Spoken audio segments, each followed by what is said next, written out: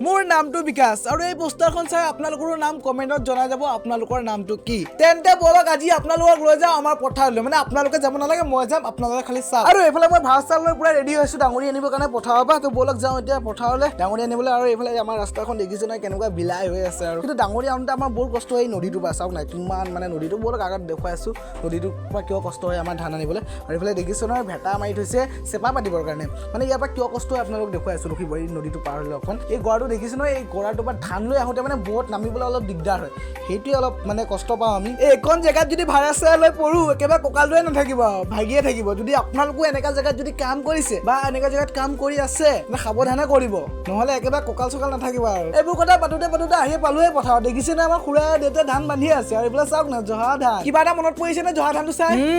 নতুন বছৰ আহি আছে জহা চাউলৰ ভাত হাঁহৰ মাংস কোনে পাব বেটা আৰু এইফালে দেখিছে নহয় একদম পুৰা পথাৰত লাগি আছে গোটেই গাঁৱৰ মানুহ সোপাই মানে গোটেই গাঁৱৰ মানুহ সোপাই নহয় মানে যিসকলে দ মাটি খেতি কৰিছিলে যে সেইসকলে পুৰা লাগি আছে আৰু বন্ধা মেলা কটা নিয়া একদম পুৰা লাগি আছে আৰু কিয় সোনকালে কৰিব লাগে যিহেতু নতুন বছৰ আহি আছে জানুৱাৰী জহা চাউলৰ ভাত আৰু হাঁহৰ মাংস খাব লাগে আৰু যিসকলে বাম মাটি খেতি কৰিছিলে সিহঁতৰ হৈ গ'ল দেখিছে নহয় সেইকাৰণে কৈছো বাম মাটি খেতি কৰিবা দ মাটি নকৰিবা এই আপোনালোকৰ লগত মই অযথা কথা পাতোতে মোৰ এইফালে ডাঙৰি বন্ধা হৈ গ'ল বলক আৰু ফোচ মাৰৰ লৈ যাওঁ আৰু এবাৰ তো দেখিছো নহয় ভাড়ালৈ গৈছো কিন্তু আজি ৰ'দটো দিছে আৰু মানে ইমান গৰমে লাগিছে আপোনালোকক কি ক'ম আৰু চাওক না একদম পুৰা মোৰ একদম এটা এফালৰ কাণতে পৰিছে আৰু কাণটো একদম পুৰা গৰম হৈ গৈছে এই সূৰ্য দেৱতা আপুনি লুকাই দিয়ক মানে ডাঙৰৰ ভিতৰত সোমাই যাওক নহ'লে মোৰ একফাল কাণটো একদম পুৰা ৰঙা হৈ যাব আজি গোটেই দিনটো যদি মই ডাঙৰি বুকো মানে এঘণ্টা ভিতৰত মই মাত্ৰ ডাঙৰি আনিছো 8টা মানে 4 ভাই মানে ইমানেই দূৰ এঘণ্টা 4 ভাই মাত্ৰ ডাঙৰি আনিব পাৰিছো কি ক'ম আৰু আপোনালোকৰ মানে পুৰা ভাগৰি গৈছো আৰু বলক এতিয়া যাওঁ আকৌ আৰু আনিবলৈ যিহেতু একদম পুৰা ভাগৰি গৈছো পুৰা খাম চাম ওলাই গৈছে যিহেতু আপোনালোকে দেখিছে আৰু কিন্তু আপোনালোকে নাভাবিব যে মই ভিডিঅ' বনাবৰ কাৰণে এইবোৰ কৰি আছো